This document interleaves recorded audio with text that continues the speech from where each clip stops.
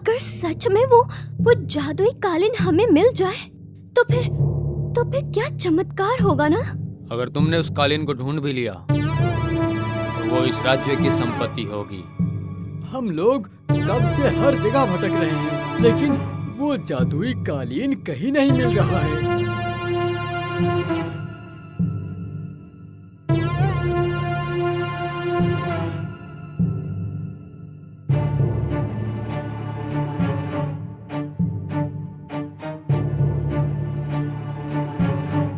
ये सिर्फ मेरा है, मेरा, और मैं इसे किसी को नहीं दूंगा, किसी को नहीं। ये क्या?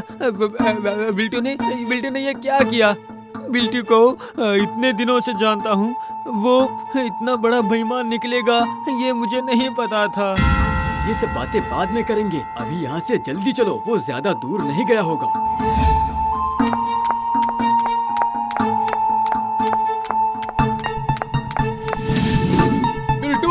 बिल्टू, रुको, रुको, मैं कह रहा हूँ, रुक जाओ। तुम बहुत बड़ी गलती कर रहे हो बिल्टू, अभी भी वक्त है, लौट आओ, लौट आओ। ये सब डर किसी और को दिखाना, मैं इन सब से नहीं डरता। क्या समझा था? हाँ, क्या समझा था? थोड़े से हीरे जवाहरात देकर तू मुझसे जादुई कालीन ले लेगा? बिल्टू तू मेरे इतने दिन का साथी है बिल्टू, इतने पुराने दोस्त हैं हम लोग। तूने मुझे भी धोखा दे दिया, मुझे भी अपने साथ नहीं लिया। भाई, फायदे के मामले में कोई अपना नहीं, कोई दोस्त नहीं होता। ये जादुई कालीन सिर्फ मेरा है, सिर्फ मेरा, समझे? और इसका भाग में किसी को नहीं देने वाला, किसी को नहीं। तुम गलत कर रहे हो बिल्टू, इसका परिणाम तुम्हें भुगतना होगा। भागकर कोई फायदा नहीं है, मैं तुम्हें किसी भी कीमत पर ढूंढ निकालूंगा। अच्छा ठीक है, कोशिश करके देख लो। मुझे ढूंढने में तुम्हारे कम से कम 7 जन्म तो निकल जाएंगे। चल रहा हूँ, अगर ढूंढ पाए तो फिर मुलाकात होगी। बदमाश, धोखेबाज, कमीना, इतने सालों की दोस्ती को ये सिला दिया है उसने। अब मैं महाराज को जाके क्या मुंह दिखाऊंगा? कितने भरोसे के साथ उन्होंने मुझे इस काम का दायित्व दिया था, लेकिन मैंने छी, शर्म से सर झुक रहा है मेरा।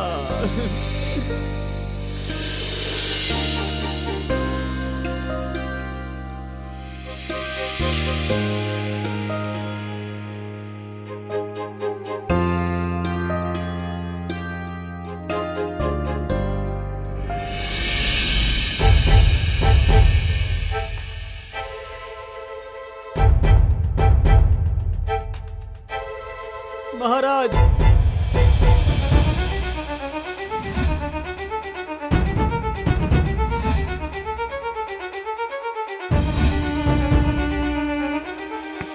महाराज, जो भी हुआ है उसका सारा का सारा दोष मेरा है महाराज। मैं बिल्कुल भी समझ नहीं पाया कि जो बिल्टू इतने दिनों से हमारे साथ रह रहा था वो हमारे ही साथ ऐसा करेगा। नहीं सुखंड, इसमें तुम्हारी कोई गलती नहीं है।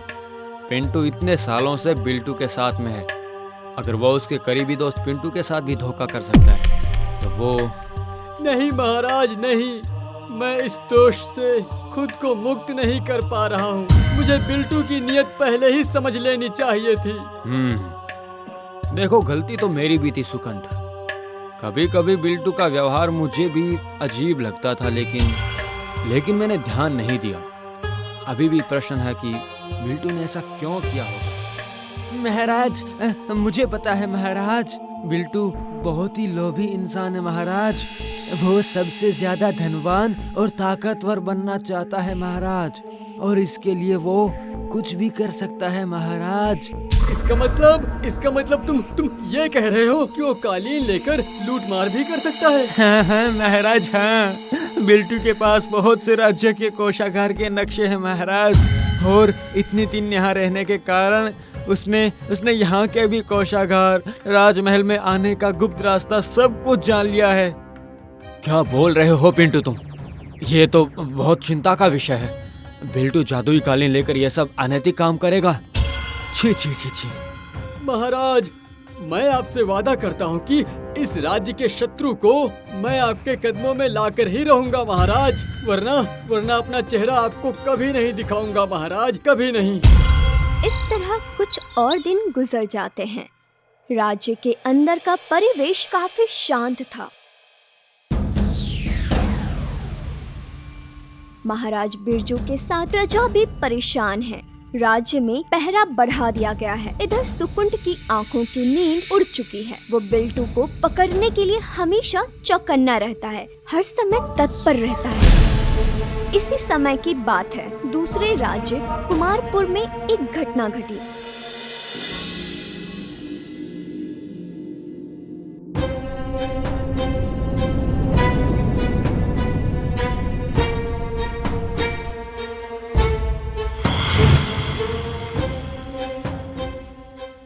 पूरा महल नींद में डूबा हुआ है। यही सही समय है। इस तरल पदार्थ को ताले में डालते ही ताला टूट के खुल जाएगा और मैं आसानी से अंदर जा पाऊंगा।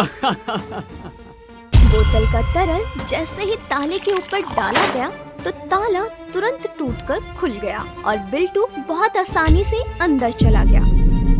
अंदर जाते ही उसकी आंखें फटी की फटी रह गई। उसके सामने बहुत सारे जेवर, सोना, चांदी, हीरे, जवाहरात थे। हर तरफ चकाचौंध थी। बिल्टू की आंखों में लालच भर गया था।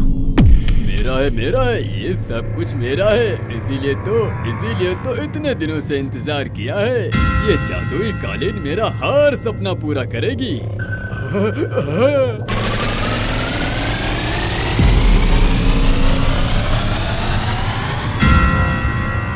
मेरा है, ये सब कुछ मेरा है। सब कुछ मैं सब लेकर जाऊंगा, सब।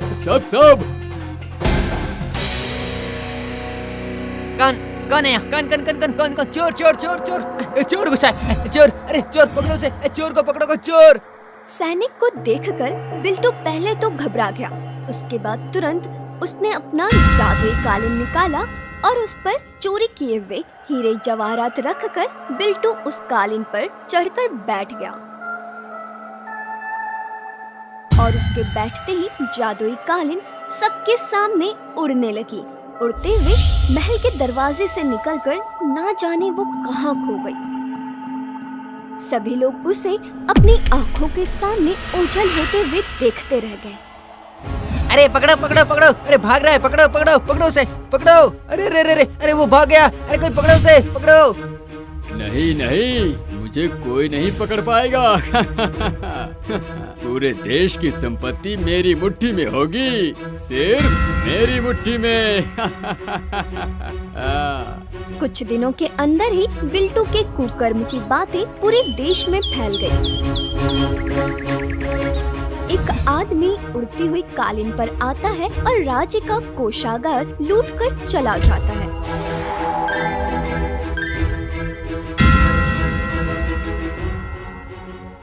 लेकिन कोई भी उसे पकड़ नहीं पाता।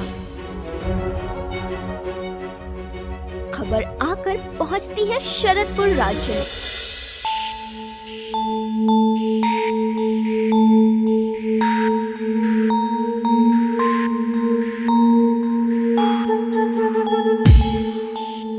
पूर्व महारानी के कान में जैसे ही ये बात पहुंचती है, वो स्वर्णमाला के कक्ष में आकर बोलती है, कुछ दिनों के लिए महाराज राज्य में नहीं है तो इसके बीच में बिरजू ने इतना बड़ा कांड कर दिया। क्या माँ, इसमें बिरजू की क्या गलती है? इसमें बिरजू क्या करेगा मतलब? क्यों? अभी तो वो महाराज है। राज्य में कुछ अच्छा हो तो उसके लिए वो तारीफ बटोरता रहता है। वैसे ही गलती का दोष भी तो उसके ऊपर ही आएगा ना। माँ, आप कुछ समझ क्यों नहीं पा रही हैं? समझ मैं नहीं, तुम नहीं पा रही हो और ना ही तुम्हारे पिताजी समझते थे। वो साधारण बंजारे के बेटे से राजभार संभलेगा क्या? बोलो, तेरे पिताजी इतने सालों से महाराज थे, तब उस वक्त तो ऐसा कभी नहीं हुआ। माँ, आप जिस बारे में नहीं जानते मत बोला करिए ना। बिरजू इस राज्य का महाराज है, ये आप मत भूलिए। हाँ, जब आसपास के राज्य के महाराजाओं को पता चलेगा कि जिसने उनके कोषागार को लूटा है वो शरदपुर राज्य का ही रहने वाला था, तो वो लोग युद्ध घोषणा के लिए वो लोग बिल्कुल भी देर नहीं करेंगे, याद रखना तुम।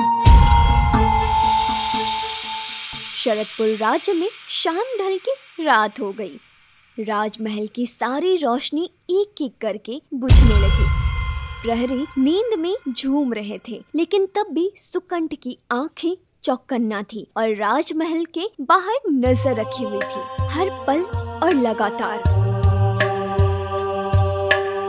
अचानक एक आदमी को महल के बाहर चलते हुए देखकर सुकंठ पीछे से जाकर उसे पकड़ लेता है। वो आदमी डर से चिल्लाने लगता है, बचाओ बचाओ बचाओ, छोड़ दो मुझे, अरे छोड़ो। छोड़ूंगा तो तब जब तुम्हें अच्छी तरह से मैं जान पाऊंगा। बहुत दिन से तुम पर नजर रखी थी, आज जाकर पकड़ में आए हो मेरे। अब सच सच बताओ कि कौन हो तुम? मैं ओ गुप्तचर हो ना, बोलो।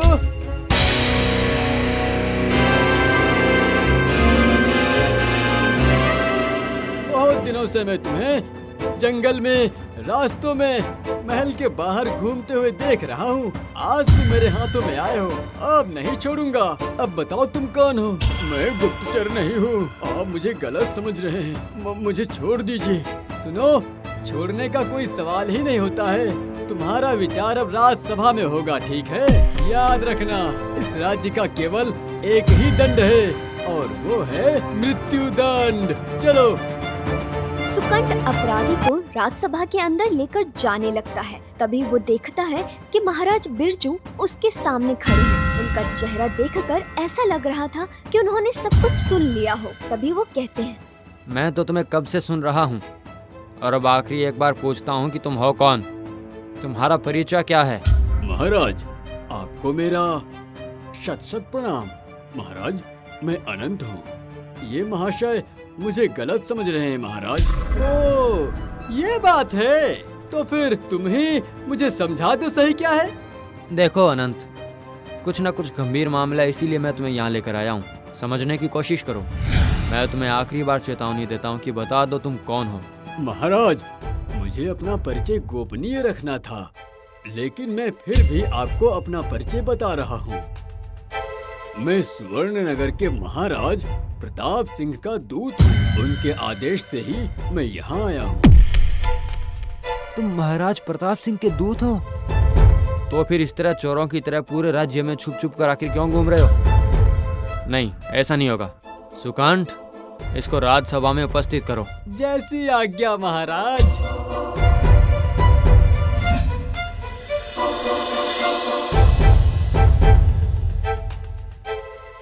दूत अपना वक्तव्य राजसभा में पेश करता है। तुम्हारी तरह राज्य में चोरी छुपे नहीं घूमता। सच सच बोलो, कौन हो तुम? महाराज, हमारे महाराज का यही आदेश था, क्योंकि महाराज प्रताप सिंह आपके राज्य के खिलाफ युद्ध की घोषणा करना चाहते हैं। क्या युद्ध? क्या बोल रहे हो तुम? लेकिन क्यों? सुवर्ण नगर के विरुद्ध तो हम लोगों ने कुछ भी नहीं किया। महाराज प्रताप सिंह का आदेश था कि मैं आपके राज्य को अच्छे से सब कुछ देखकर उनको जाकर के बताऊं, लेकिन क्या? मैंने आपके राज्य को जितना देखा और जितना पाया, उससे ये तो तय है कि अगर महाराज प्रताप सिंह आपके राज्य के खिलाफ युद्ध करेंगे तो ये उनकी अब तक की सबसे बड़ी भूल होगी। उत्तम, अति उत्तम। जाकर महाराज प्रताप सिंह को समझा देना। शरदपुर की तरफ आंख उठा के भी देखेंगे तो उनका राज्य दुनिया से विलुप्त हो जाएगा। ये मैं जानता हूँ महाराज, इसीलिए मैं आपसे एक निवेदन करना चाहता हूँ। मैं आपके राज्य को बिना बाधा के अच्छे से निरीक्षण करना चाहता हूँ, ताकि मैं महाराज प्रताप सिंह को जाकर अच्छे से वर्णन कर पाऊँ। यही तो अच्छी बात है। देखो, मैं भी युद्ध नहीं चाहता हूँ, नहीं चाहता किसी की प्राण हानि हो। इसीलिए मैं सबके सामने कहता हूँ कि मेरी अनुमति है, अनंत राज्य के किसी भी प्रांत में कोई भी जा सकता है। इस प्रकार बिल्टू उर्फ अनंत भेष बदलकर राज्य में घूमने लगता है। उसका भेष बदलना और बर्ताव इतना निपुण था कि कोई भी उसे पहचान नहीं पाया। सुकंठ के मन में शांति नहीं थी। उसको कुछ तो अजीब लग रहा था। एक दिन उसने पिंटू को बुलाया और उससे इस बारे में सारी बातें करके उससे पूछा, अच्छा, आज बहुत दिन हो गए हैं, लेकिन बिल्टू की कोई खबर नहीं मिली। कहाँ गया होगा? भैया, बिल्टू बहुत ही धूर्त और बदमाश इंसान है ना। उसकी शैतानी सोच कहाँ तक है आपको कुछ नहीं पता। इसका मतलब कि वो हम लोगों से बुद्धि में भी सबसे आगे है। आसपास के किसी भी राज्य से कोई लूटपाट की खबर भी नहीं आई है अभी तक। आखिर वो इतने दिनों से कर क्या रहा है? देखिए, वो कहीं पर भेष बदलकर जरूर बैठा है। बस सही वक्त आने पर वो अपने शिकार पर हमले के लिए जरूर निकलेगा। क्या क्या क्या क्या क्या क्या बोल रहे हो तुम? भेष बदलकर? हाँ जी हाँ, वो शैतान भेष बदलने में बहुत माहिर है। ऐसा भेष बदलेगा कि उसके माँ बाप भी उसे नहीं पहचान पाएंगे।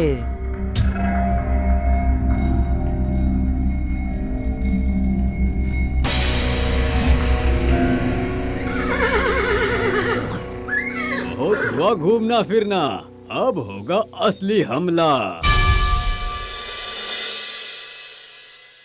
मेरे आखिरी काम का साथी तू ही तो है।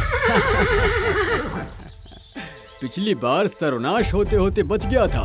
कोषागार लूटते समय सैनिक तीर में आग लगा कर मार रहे थे। थोड़े के लिए बच गया, वरना कालीन तो जल ही जाती। इस बार गलती नहीं होगी। घोड़े के पीठ पर रहेगी ये कालीन।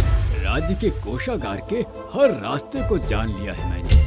समस्त धन लूटकर सीधे घोड़े पर चढ़कर राज्य से निकल जाऊंगा। बाहर जाकर इस्तेमाल करूंगा जादुई कालीन का। बस आनंद से रहूंगा। अपने परिकल्पना के मुताबिक रात बढ़ते ही अपने कक्ष से निकलकर वो घोड़े पर बैठ गया। अमावस्या की रात थी और चारों तरफ बहुत अंधेरा था और शांति भी, और चारों तरफ कोई भी दिखाई नहीं दे रहा था।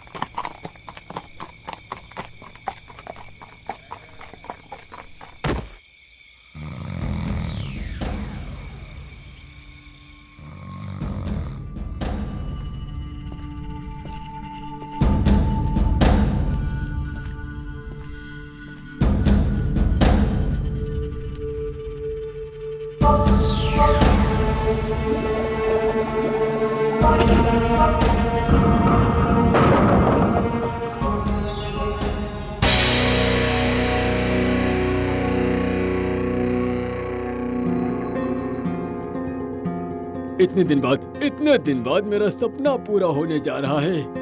आहा।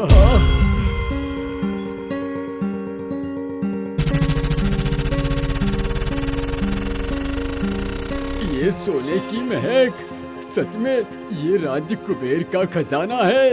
ये सब सोना मेरा है। मैं इसे लेकर दूर भाग जाऊंगा। हाँ, बहुत दूर भाग जाऊंगा। अब तो भाग ही जाऊंगा इसे लेकर के।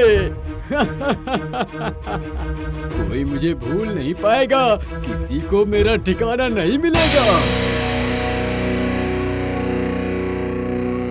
तो भागकर कहाँ जाओगे बिल्टू? बोलो तो। सुकंठ की आवाज सुनकर बिल्टू चौंक जाता है। ये तो उसने सोचा भी नहीं था। सुकंठ के कुछ सोचने से पहले ही बिल्टू उसको धक्का देकर सोने से भरा हुआ थैला लेकर वहाँ से उठकर भाग खड़ा होता है और सीधा जाकर घोड़े पर बैठ जाता है और तेजी में वहाँ से निकल जाता है।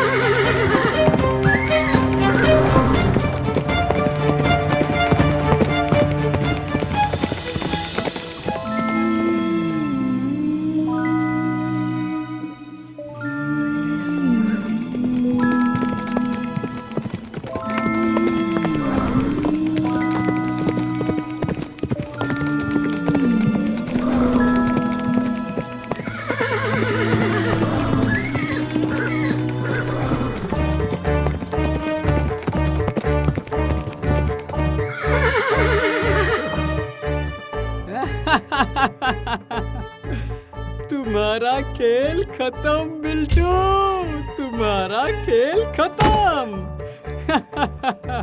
क्या कहा था तुमने? मैं तुम्हें कभी ढूंढ नहीं पाऊंगा। अब तुम्हें समझ में आएगा कि धोखेबाजी की असली सजा क्या होती है बिल्टू। कभी नहीं, कभी नहीं। तुम लोग मुझे कभी नहीं पकड़ पाओगे। मैं इतना कच्चा खिलाड़ी नहीं हूँ। तुम जरा ये देखो।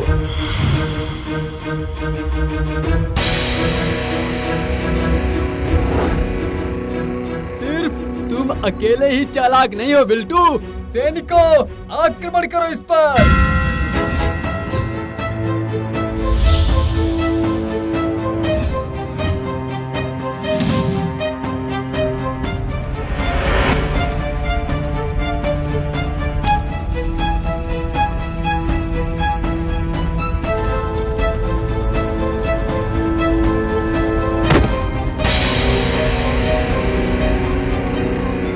कालीन, मेरा जादुई कालीन।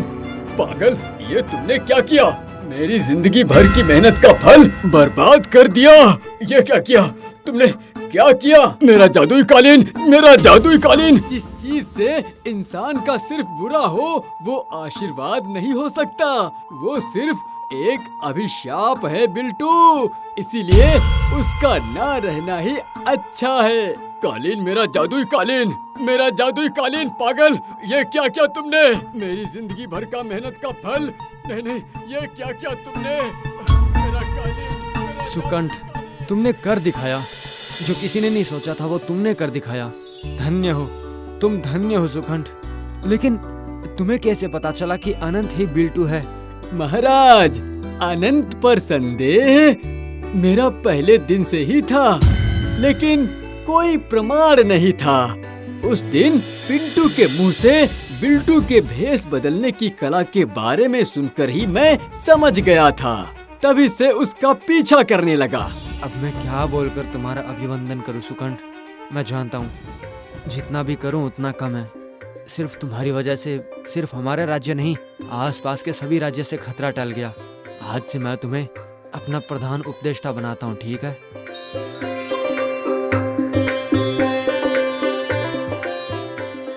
सुकंठ, रुक जाओ, रुको, मुझे तुमसे कुछ बात करनी है। कहिए महारानी, आपने आने की तकलीफ क्यों की? मुझे बुला लिया होता, मैं ही चल के आ जाता। नहीं सुकंठ, तुमने इस राज्य को बचाने के लिए और हमारे लिए जो कुछ भी किया है, उसके लिए तुम्हारी जितनी तारीफ की जाए उतनी कम है। तुम्हारी वजह से महाराज के मान सम्मान को ठेस नहीं पहुंची।